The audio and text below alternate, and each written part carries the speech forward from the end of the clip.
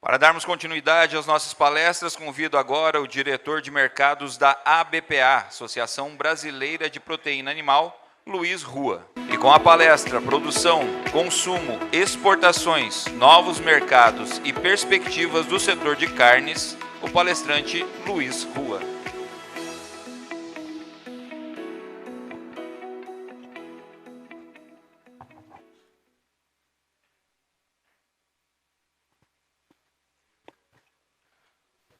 Bom dia a todos e a todas, um prazer estar aqui em Marechal Rondon, dizer que é uma honra estar nesse polo produtor, né, da suinocultura brasileira, um dos principais polos tecnológicos, né, depois de ter escutado essa história de vida que o presidente Vanzella nos trouxe aqui.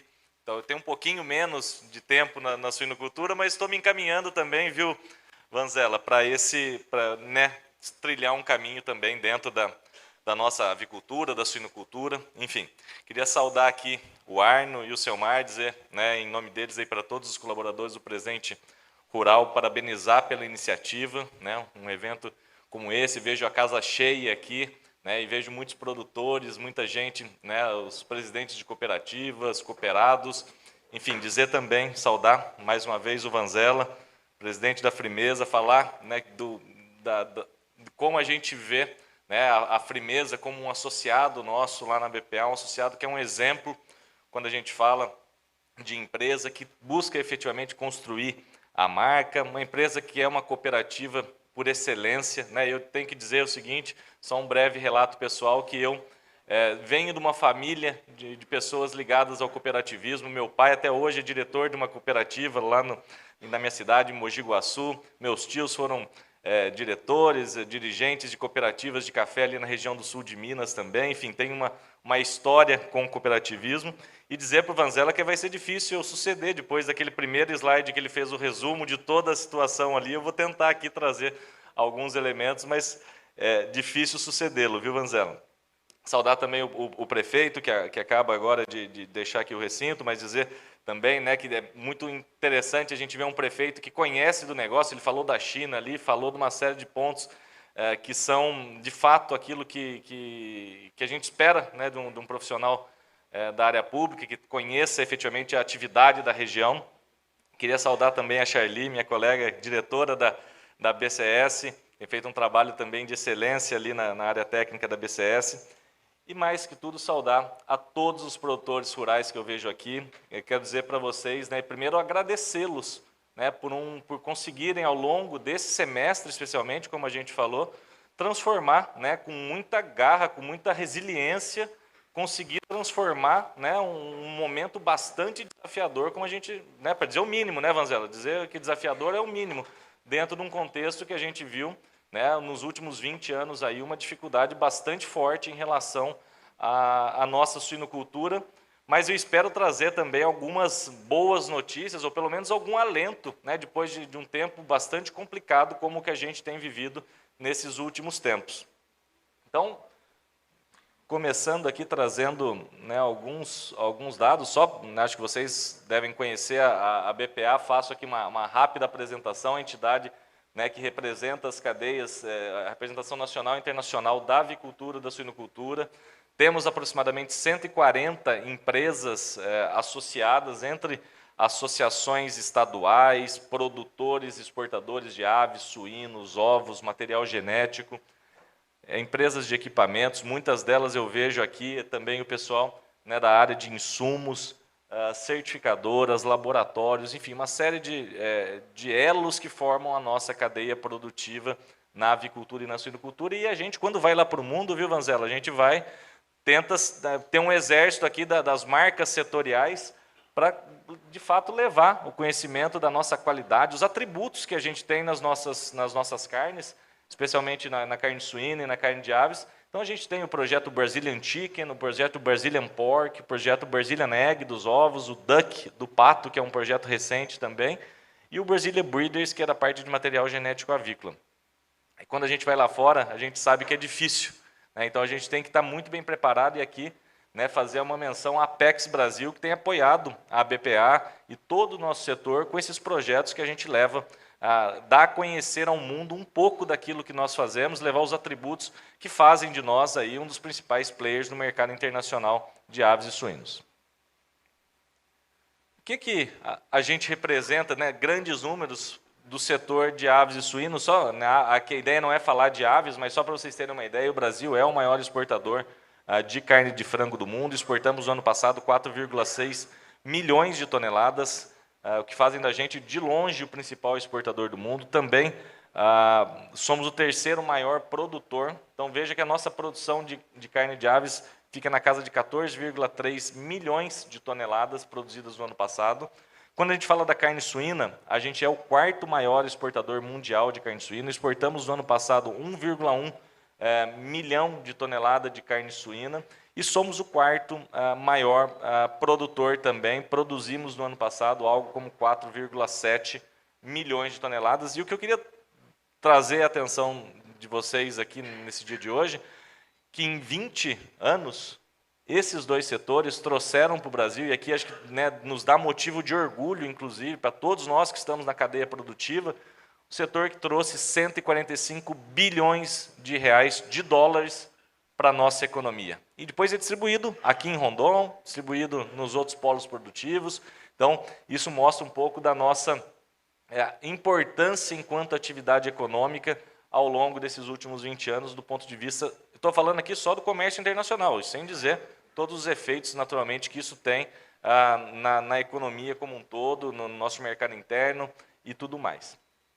Bom, aqui eu sei que tem bastante empresa, né, de genética, já vi alguns colegas aqui, e aqui eu quis trazer esse dado, né, do alojamento de matriz desde lá de 2010 e agora em 2021, e aqui há discussões do número, né, há uma dificuldade na coleta desse número especificamente, mas, grosso modo, né, acho que o que eu queria trazer é que há, de fato, uma evolução genética muito importante nesses últimos anos, de forma que a gente sai lá de um alojamento de matriz de 2,4 milhões em 2010 e agora fica bastante estável na casa dos 2 milhões de toneladas. E quando a gente olha para a produção, né, a gente vê aqui que desde 2010 ela está num crescente.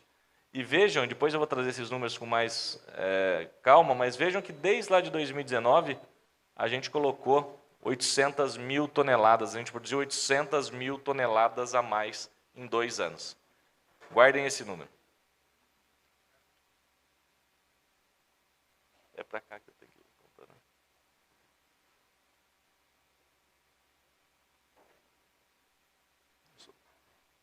Só não sei se travou aqui, peraí, deixa eu ver. Tá. Passa para o próximo, por favor. Esse aí. Bom, e aqui, né, o Vanzella já trouxe um pouco da realidade da produção mundial, mas vejam vocês, e a China é essa cor azul mais escuro aí, a gente vê que a China era 50% da produção mundial de carne suína aqui no ano de 2015, e com os episódios de peste suína africana que teve lá, especialmente a partir do ano de 2019, vejam vocês que a China de 50% vai para 38%, continua extremamente relevante. A China, mesmo nos períodos de crise da peste suína africana, tinha uma produção 8, 9 vezes maior que a nossa produção, que vem batendo recorde ano após ano. E aí a gente olha os outros players e a gente vê, no final das contas, ali em verde, que o Brasil, ao longo desses últimos 6 anos, foi o país que ganhou participação no mercado internacional quando a gente fala da produção. Então, o Brasil sai de 3,1% e vai para 4,1%. Ganhamos 1 ponto percentual na produção mundial de carne suína. Isso tem alguns reflexos, bons e ruins, né, como a gente vai ver mais para frente. Eu acho que vai ter que passar. Então, aqui a gente, só para a gente colocar os números, não quero ficar passando muito esses dados, mas só para vocês terem uma ideia, uma produção mundial que em 2019 era de 101 milhões de toneladas, cai para 95 em função desse debacle que a China teve em 2020, e agora começa a recuperar em 2021 a 107 milhões, e 2022 deve ficar muito próxima de 110. Vejam vocês que os números ainda são menores do que aqueles números de 2017 e 2018. Então, aqui há uma redução da oferta de suíno a nível mundial. O Brasil aumenta a sua participação. Então, vejam vocês aqui os números da China, da própria União Europeia. A China, né, nesse período, 2017 a 2022, cai 6,5%. A União Europeia aumenta 1,7%.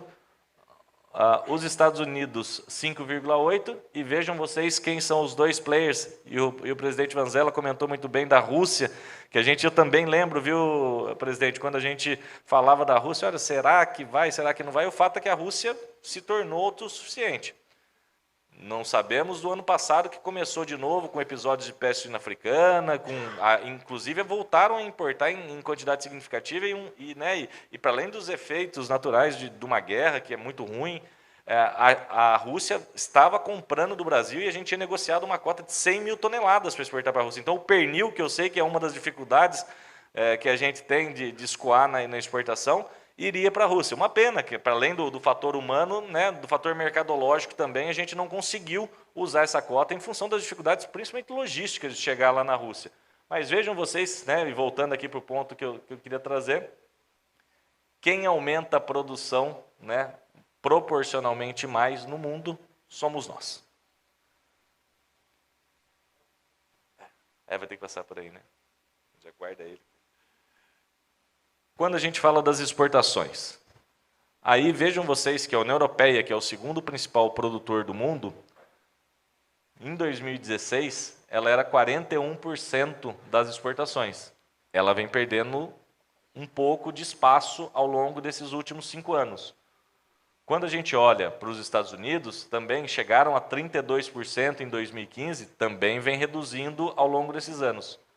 Quem aumenta a participação no comércio internacional? De novo, Brasil. Então, a gente sai de 8,7% de tudo que é exportado no mundo de carne suína, 8,7% era do Brasil, hoje nós estamos falando de 10,8%. Significa que nós aumentamos 2 pontos percentuais as nossas exportações, a nossa participação nas exportações mundiais. Ou seja, aumentamos 25% em 5 anos. Então, é um crescimento bastante importante e, naturalmente, isso tem muito a ver também com o momento, né, que a gente conseguiu emplacar em relação, especialmente, os países lá da Ásia e, majoritariamente, a China.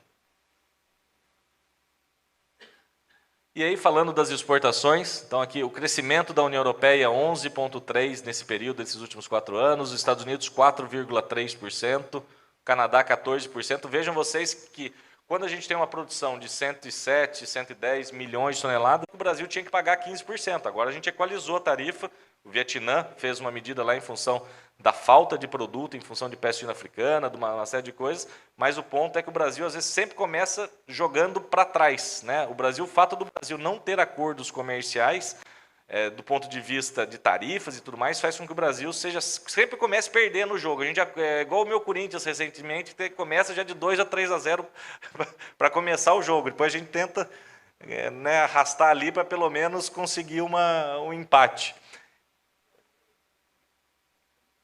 Agora, olhando pelo lado da importação, né, quem importou esse volume adicional nesses últimos anos? E aqui a gente vê, né, a China, que importava algo como 1 milhão há 10 anos atrás, passa para 2,4 milhões em 2019, e vejam vocês, vai a 5,3 milhões em 2020, e agora as expectativas todas indicam que a China, e aí também, né, às vezes se escuta um terrorismo, viu, presidente Vanzella, de que, olha, a China então vai parar de importar. Não, a China vai continuar importando e vai importar, inclusive, mais do que ela importava antes da peste suína africana. Se estima aí algo entre 2,5 milhões e 4 milhões, é uma janela grande, mas menos que 2,5 milhões e 3 milhões a China não deixará de importar. Então, o que isso significa? Significa que a China irá importar nos próximos anos 3 vezes mais do que ela costumava importar antes dos episódios de peste suína africana. Então, de fato, a China continuará sendo um mercado. A boa notícia, depois eu vou mostrar alguns dados da China também, a boa notícia é que o preço do pernil, que o senhor comentou, de 3 mil, já está em 3 mil de novo. Né? Então, é algo que isso ajuda a balizar um pouco os mercados internacionais. A China daí puxa, Vietnã puxa, Filipinas, que está perdendo 60% do rebanho em função de PSA. E depois, não vou entrar muito nesse tema, que talvez seja tema da Charlie comentar um pouco aqui, mas por isso, pessoal, né, a importância dos cuidados de biosseguridade. Não dá para brincar. Vou fazer uma conta rápida, que é o seguinte. Hoje, os CSIs, né, os acordos sanitários que o Brasil tem para exportar, desse 1.100.000 toneladas que nós exportamos ano passado, esse ano nós vamos ir nessa mesma toada, um pouco menos talvez, 950 mil toneladas exigem que o país seja livre de peste suína africana. O que isso significa? Um preço médio vou fazer uma conta de padeiro aqui, preço médio de 2,5, 3 dólares, né, para a tonelada do suíno, vezes 1 milhão, nós estamos falando de 3 bilhões de dólares que a gente perde num ano com a exportação, fora todos os efeitos depreciativos do preço no mercado interno, né, o risco de imagem e tudo mais. Então, assim, é um rombo que a gente tem que trabalhar, tem que estar atento. Depois a Charly talvez também vai falar mais tecnicamente sobre isso, mas do ponto de vista mercadológico, vejam vocês quanto que é importante a gente garantir todos os cuidados com a biosseguridade. Então, aqui os importadores, né, hoje a gente está na China, está no Japão, não está no México, estamos trabalhando aí, estamos pensando inclusive em subir o tom com o México, levar isso para um contencioso na Organização Mundial do Comércio. Estamos na Coreia do Sul, estamos nos Estados Unidos. E aí, fazendo aqui coro, né, ao que o Vanzella disse, a gente, e por um outro lado também entendendo algumas dificuldades, a gente tem trabalhado muito, saibam vocês, e aqui estamos aqui no Paraná, mas também falo para os gaúchos, que vejo alguns gaúchos aqui na plateia também, nós estamos trabalhando dia e noite para que haja, né, foi em maio de 2021 que houve o reconhecimento, 27 de maio de 2021 que houve o reconhecimento do Paraná e do Rio Grande como livre de aftosa sem vacinação. A gente não para um minuto, né, de trabalhar, e agora a gente está avançando. Tenho boas notícias, eu tive essa semana lá em Brasília, sei que a coisa deu uma boa andada, vai fazer esse split aí entre boi e suíno. Então as coisas estão andando, levam o seu tempo, e daqui a pouco, seguramente, o Paraná vai poder ter acesso a esses mercados. Pode passar, por favor? Como que está o ano? Então, falando das exportações, né? Nesse ano de 2022, de janeiro até junho, nós diminuímos quase 10% o nosso volume de exportação. Então, diminuímos 10% em volume e 17,4% em receita. Pessoal, não preciso dizer para ninguém, né, o que o impacto, né, dessa redução tem trazido também. Lembrando que a carne suína exportada é 25% do que a gente produz. Então, 75% é mercado doméstico. Mas vejam vocês a redução. Pode passar, por favor. E aí, quem que é o principal motivo da nossa redução? Basicamente, China e Hong Kong. Se vocês olharem para todos os outros mercados ali, a maior parte deles, Filipinas, como eu comentei, 60% do rebanho com problemas em função da PSA, Singapura, que tem nos chamado, pedido, olha, mandem mais carne suína para cá. A própria Argentina, aqui ao lado, que a gente manda aquele pernil refilado, né, que dá um pouco mais de trabalho lá no frigorífico, mas é um pernil que pega um bom preço. Depois o Uruguai, o Vietnã, o Japão, que é um mercado que exige um produto com especificação técnica, com padronização, mas paga $4.000, $4.500 no lombo, bem refilado. O Chile reduz um pouco, porque o Chile é um mercado que a gente fala, mercado de rede. O Chile, quando ele aumenta a exportação dele para a China, aí ele compra mais da gente para suprir o seu mercado interno. Pode passar? Então, esses aqui são os nossos importadores de carne suína em 2021. Nós exportamos para 86 países. E aí, pessoal, de novo aqui, essa responsabilidade que todos nós temos em relação à biosseguridade e também em relação a cumprir os critérios. A gente sabe que às vezes dá trabalho, é chato, né? Mas assim, para chegar em alguns países, você precisa atender o requisito daquele país. E se a gente quer ser um jogador de primeira linha, um Barcelona, não o meu Guassuano lá, que está na 5ª divisão do Campeonato Paulista, mas quer ser um jogador de primeira linha, uma equipe de primeira linha, nós temos que cumprir aquilo que o mundo nos pede. E às vezes tem esses critérios, como a ractopamina, no caso de alguns países, e outros tantos requisitos que nos são pedidos. Pode passar. E aí o Paraná, como que o Paraná está nessa situação? Veja ali que tudo está em vermelho em relação ao mesmo período do ano passado das exportações, e o Paraná é o único estado que incrementa. O Paraná é responsável aí por 15% das exportações de carne suína, e eu tenho a certeza que o momento que a gente conseguir acessar o Japão, a Coreia, os Estados Unidos, as Filipinas, o Chile, que são todos países que fazem esse pedido de livre de aftosa sem vacinação, o Paraná vai conseguir avançar, né, do ponto de vista das exportações da suinicultura. A gente sabe que são processos morosos, mas tenho a certeza de que vai estar preparado com capacidade, inclusive, para acessar esses mercados. Pode passar?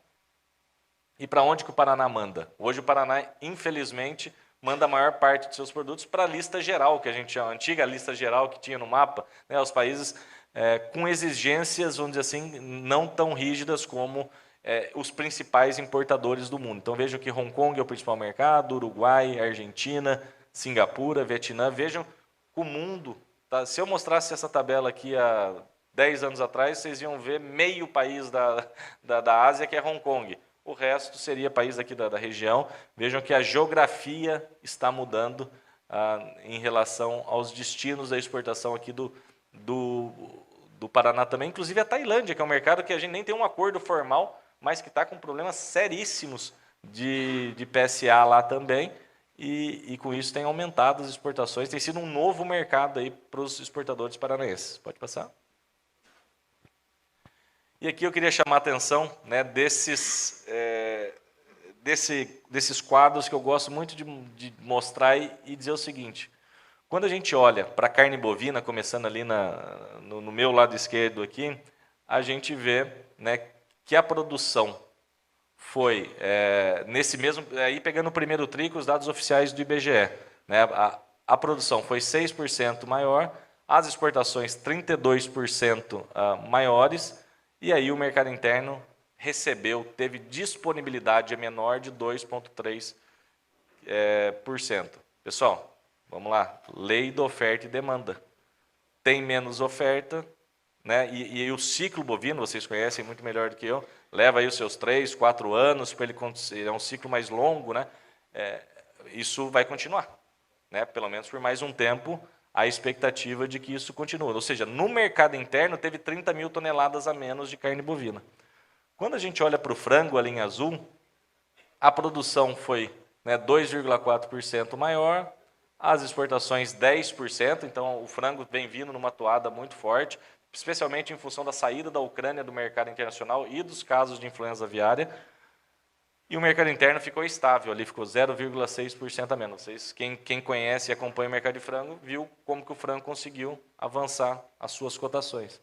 E aí eu venho, não sei se dá para ver daqui, mas a nossa carne suína, que a gente aumenta a produção em 6,8%, diminui a exportação em 6%, esse é o dado do primeiro tri, mas se a gente pegar o segundo tri, cai 10%, e aí sobra 10% de carne a mais no mercado, disponibilidade. O que isso significa? 95 mil toneladas a mais em um trimestre. 200 mil toneladas em um semestre. Isso explica bastante coisa, né? Acho que vocês conseguem fazer a conta tanto quanto eu, né? E ver efetivamente de que houve uma sobra de carne suína que fez, naturalmente, dentro da lei de mercado de oferta e demanda, uma depreciação geral dos preços aqui no mercado interno e os preços da exportação que chegaram, como o presidente Vanzella bem falou, a 1.800, 1.900 na China, no auge aí desse janeiro a maio.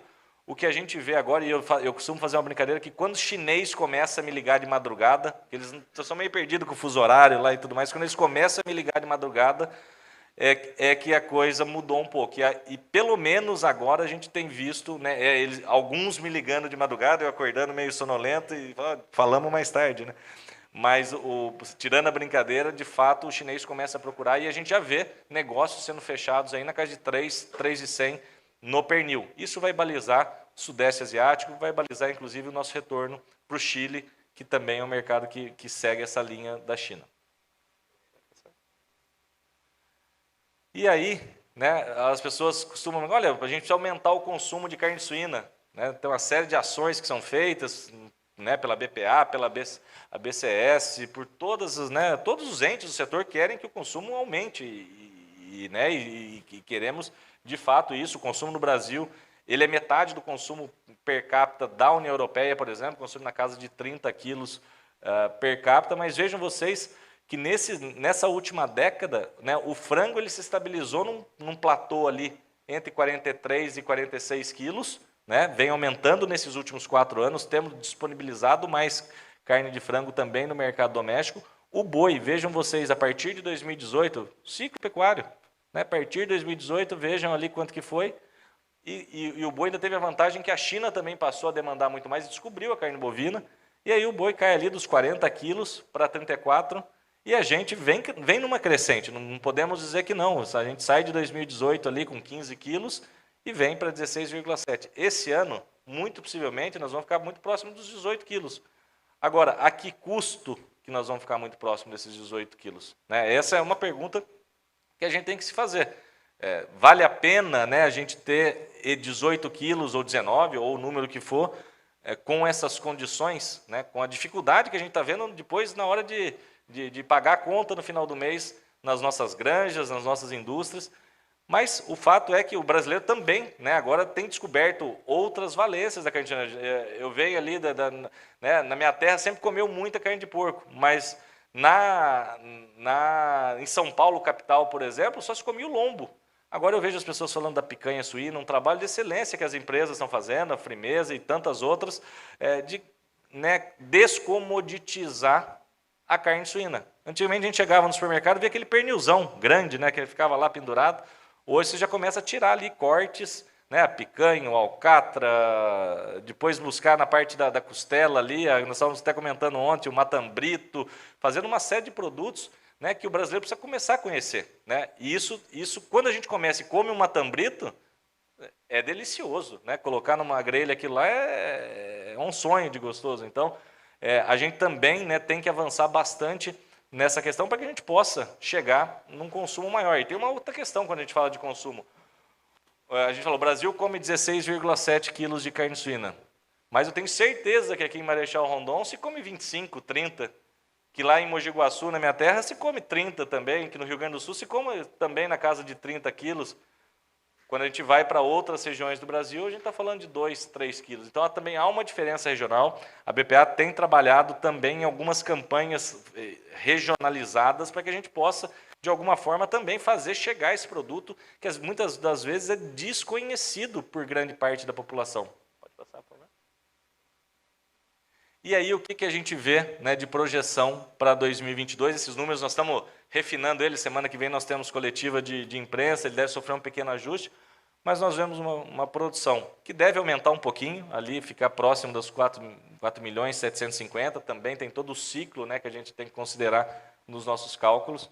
A exportação, ela deve ficar em 1 milhão, 1 milhão e 50, pelo menos essa é a nossa expectativa. Pode até chegar, se a China voltar a comprar as 45 mil toneladas que comprava, a gente não acha que vai comprar 45, que compra 35, 40 mil toneladas por mês, a gente deve chegar muito próximo aí de 1 milhão, 1 milhão e 50, algo nessa linha. A disponibilidade no consumo per capita, né, aqui no mercado interno, 3.600, 3 milhões e 600 mil toneladas, e o consumo pode até passar. Né, a gente está refazendo as contas aqui, a gente acha que deve chegar próximo aí dos 18 quilos per capita. Pode passar? Um pouco, né, da variação de preços, então desculpa pela quantidade de linhas aqui, mas acho que vale a pena olhar a linha mais laranja, né? Então a gente vê aí ao longo dos últimos 2 anos a perda de valor da carne suína.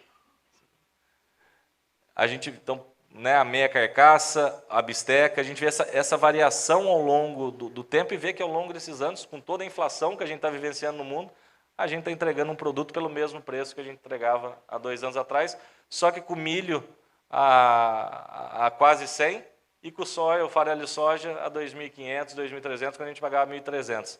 Pode passar? Aqui outros cortes, né, mas só para vocês verem a tendência, pode passar? China. China, a gente, quando começa a entender um pouco no mercado da China, a gente tem que olhar para os indicadores da cadeia produtiva. É diferente aqui no Brasil, né? A gente também tem que olhar. E vejam vocês, nesses últimos 2 meses, a evolução dos preços da cadeia produtiva lá. Né? O suíno vivo indo para 23, quando ele ficava em 12. A carcaça saindo de 20, né? E bateu ali até 16, indo para 29. Os 6 cortes congelados também aumentando. Veja que a China, isso é indicador de futuro, né? O chinês já está precificando isso no futuro. Quando a gente olha ali, por exemplo, a ração, né, ela hoje é o custo mais alto lá na China. Nesse gráfico de baixo aqui, ó, a ração é 60% do custo lá. Inverteu em relação ao custo do leitão. Então, a China também sofrerá efeitos da inflação. Não é só o Brasil que está nessa situação. Pode passar? Peste suína. Vejam vocês, desde 2019 até 2022, aonde a gente está, né? E aqui a gente tem nas Américas. Vejam vocês que a Europa está cheia de peste suína, e eu costumo fazer uma brincadeira, que nem sei se devia falar como brincadeira, mas se a Alemanha, que é a Alemanha, está lá 2 anos com PSA, né? Imagina o resto lá da Ásia, imagina o resto de outros países menos desenvolvidos lá na Europa. É uma situação difícil, né? Então o Brasil, mantendo esse status, terá seguramente mercado assegurado no exterior. Pode passar? E aí, como que a gente vê, né, as projeções esse ano 2022? Aqui faltou 2022/2023. A gente tem alguns impulsos, né? A gente teve a vacinação, nós estamos tudo aqui hoje, né? Há um ano atrás nós não estaríamos aqui nesse evento. Então a vacinação, isso permite a mobilidade das pessoas, a gente, né, isso impacta o setor do food service, né, daqueles restaurantes, caters e tudo mais. O FGTS, que teve o saque de R$ 1.000 por trabalhador, essa nova PEC, né, que traz aí novos benefícios, e a gente tem que lembrar que quando há qualquer benefício social, mais 50% dele é gasto com a alimentação. Então aqui a gente também deve pegar uma parte desse aumento da renda. Depois tem, né, são 41 bilhões em benefícios sociais, depois tem o Auxílio Brasil, Auxílio Gás, Alimenta Brasil. No mercado internacional, influenza aviária diminuindo, né, a oferta de frango, a peste suína africana, o conflito da Rússia e da Ucrânia também, né, algo que impulsiona especialmente em aves, né, porque daí a Ucrânia era um grande competidor nosso.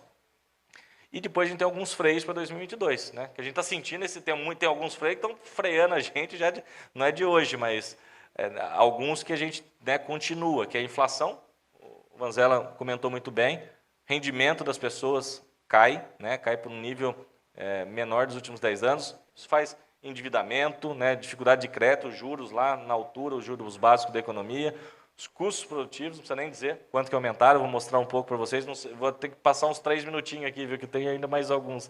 A logística, a dificuldade que a gente tem, e a incerteza política, a gente não sabe o que vai ser, né? Cada um tem sua opinião, mas isso acaba, né, gerando algumas, enfim, incertezas do ponto de vista econômico. Pode passar?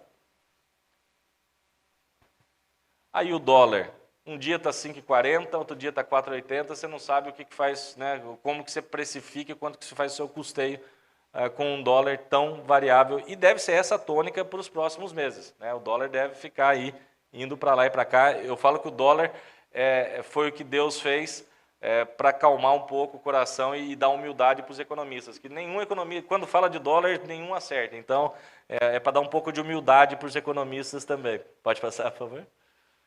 Aí a gente vê, e aqui acho que mostra um pouco, né? Quando a gente olha os indicadores, milho, soja, o boi gordo lá em cima, e olha o frango, o suíno e o bife, pegando lá de janeiro de 2019, vendo a evolução dos preços em dólar, veja que quem menos cresce nos preços em dólar é a cadeia da suinocultura. O frango, né, que ficou muito tempo reprimido ali no ano passado, ano retrasado, agora começa a dar uma evolução bastante grande. E o boi vem já de algum tempo, né, com um preço em dólar também bastante alto. Pode passar? Custo de produção, né? O Vanzella já disse, sai lá de 29, era 29, viu, Vanzella? A média em 2015, 92 em 2022. 2021. Aqui o índice de custos da Embrapa, né? A gente vê ali que a gente dá esse estirão, especialmente depois, né, da situação de estiagem lá no sul e tudo mais, até agora a gente começa a ver uma desaceleração, e a gente espera que nos próximos meses os próximos índices devem levar também para essa linha. Pode passar? Custo do milho e do soja, então, a gente começa a ver essa queda, né, e espera que pelo menos do ponto de vista, eu sei que tem produtor rural aqui também, mas do ponto de vista da suinocultura, que a gente consiga, enfim, colocar isso em termos palatáveis, para que a gente possa continuar produzindo. Pode passar? a gente fala muito do milho de soja, que a gente tem costume, né, que é o nosso principal insumo, mas eu trouxe aqui alguns exemplos. Olha a embalagem, né, o polietileno, que representa aí 70% dos custos de embalagem. Olha da onde que ele sai, né, o nominal e o real, mas vamos pegar ali o preço real, olha a evolução, né, que teve ao longo desses últimos tempos. Preço médio aqui também em dólar, né, o quanto que vem aumentando. Pode passar? Isso vale para o polietileno, vale para o diesel, vale papelão, porque a gente pensar, subiu nessa casa de 100%. Frete marítimo, isso é um outro entrave. Além de você não ter que pagar mais, às vezes você periga de pagar mais e não ter container. E agora entra a safra da fruta, agora em agosto, é mais uma dificuldade que a gente vai ter. Veja aqui o índice, sai de 2.000, é mais ou menos o que o presidente Vanzella disse, vai para 8.000, média mundo. Só que eu sei que esse dia eu estava falando com uma pessoa do México, para a gente mandar uma carga para o México, $23.000. Para a Rússia, que a gente hoje está em situação, R$25.000, desculpa. É uma situação muito, né, complicada do ponto de vista logístico. Pode passar? Aí, conflito Rússia e Ucrânia, desdobramentos, pode passar? Vejam vocês, né, aqui as importações brasileiras, essa talvez seja uma boa notícia, o Brasil continua conseguindo importar fertilizante, né, vem até aumentando ali, se a gente olhar nesse primeiro gráfico aqui, vem aumentando. Agora vejam vocês a disparada dos preços, especialmente a partir de fevereiro de 2022. 0,32 em junho de 2021, 0,80 dólar por quilo em junho de 2022. Né? Olha aonde foi parar essa curva do preço do fertilizante importado pelo Brasil. Mas pelo menos de todos os males, o menor que a gente pelo menos está conseguindo trazer. E a gente sabe que mais da metade do fertilizante, se a gente for pensar nos fosfatados, tudo mais, 99% é Rússia. Né? Então a gente está conseguindo de alguma forma ou outra trazer isso, mas pagando mais caro. Pode passar? Aqui então da onde vêm as nossas importações de fertilizantes, né? Veja ali, Rússia e China. Né? São os dois históricos principais mercados nossos de carne suína. Pode passar? Aí um pouco, né, isso aqui eu coloco aqui mais como algo desafiador, mas não quer dizer que eu concorde com todos esses pontos. Isso aqui é a fonte do Euromonitor. Eles falam que as 5 tendências, né, para a indústria de alimentos, funcionalidade dos alimentos. Então, o alimento tem que ter alguma funcionalidade para as pessoas, cada vez querem mais esse tipo de coisa. Busca por proteínas alternativas, pessoal. Assim, a gente tem que entender que isso é nicho, e será nicho por muito tempo, mas é um nicho que vem crescendo. Né? 2%, 3%, pode subir para 4%, 5%. Então, a gente às vezes também fala, olha, as proteínas alternativas e tudo mais. A gente tem que entender isso com muita racionalidade. E eu acho que quando as pessoas também começarem a lerem os rótulos e ver o que vai de sódio nesses produtos, o que vai de outros aditivos, muito possivelmente isso deve dar uma estabilizada. Mas a gente tem que entender isso como uma, né? E aqui o Euromonitor diz, como uma tendência da indústria. Redução do desperdício, né? Isso é algo fundamental nos dias de hoje. Preferência por produtos locais, também é colocado isso pelo Euromonitor. E conveniência, né? Algo que seja simples, de a pessoa chegar em casa e preparar. Pode passar? Eu acredito mais nisso aqui, né? Eu acho que são os grandes atributos. Que o Covid despertou nas pessoas um pouco essa história, né? De, assim, ele quer um produto que seja que tenha confiança, ele quer saber, quer ter rastreabilidade, ele quer saber de onde veio, como esse produto foi produzido, ele quer estar muito atento, né, às questões de saúde humana e nutrição, bem-estar animal, né, Charlie? As pessoas estão buscando mais isso. Quer dizer que todas as pessoas do mundo estão buscando isso? Não.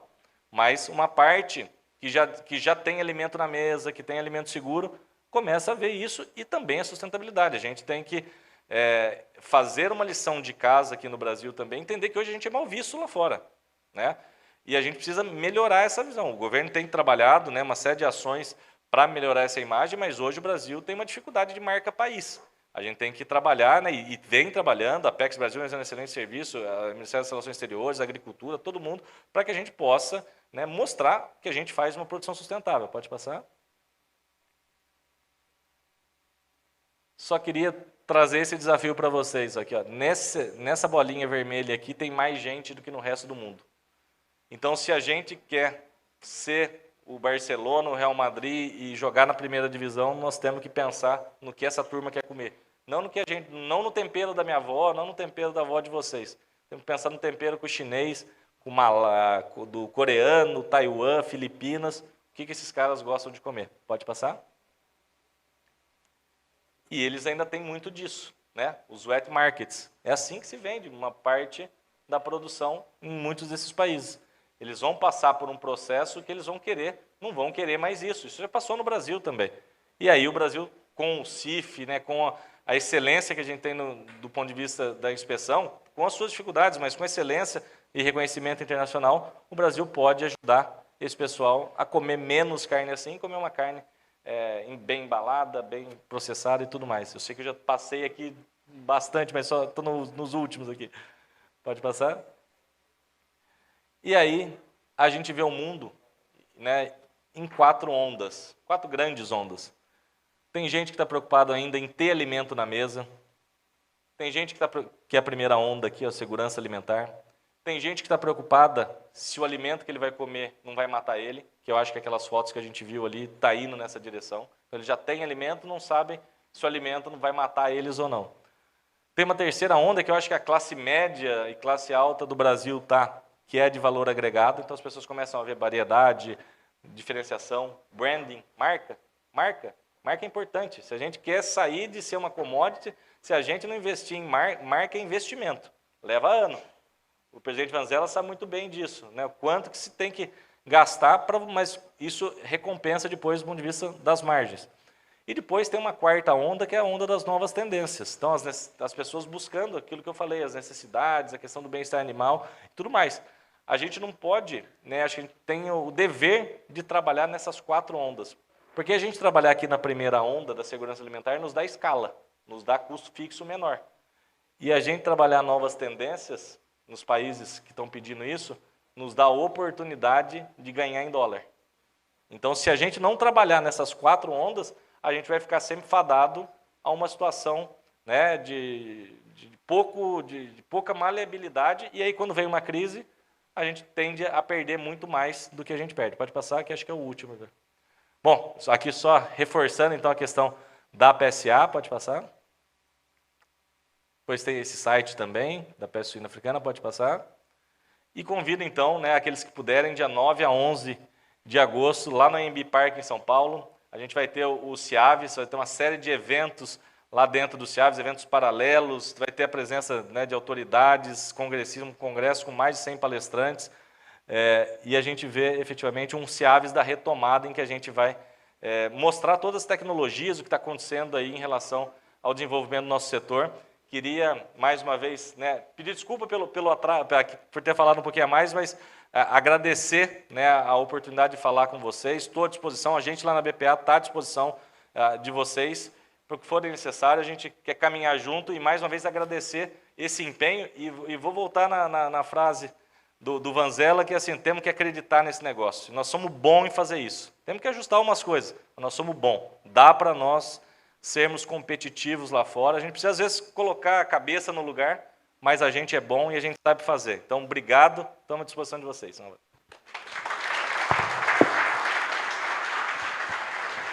Fica.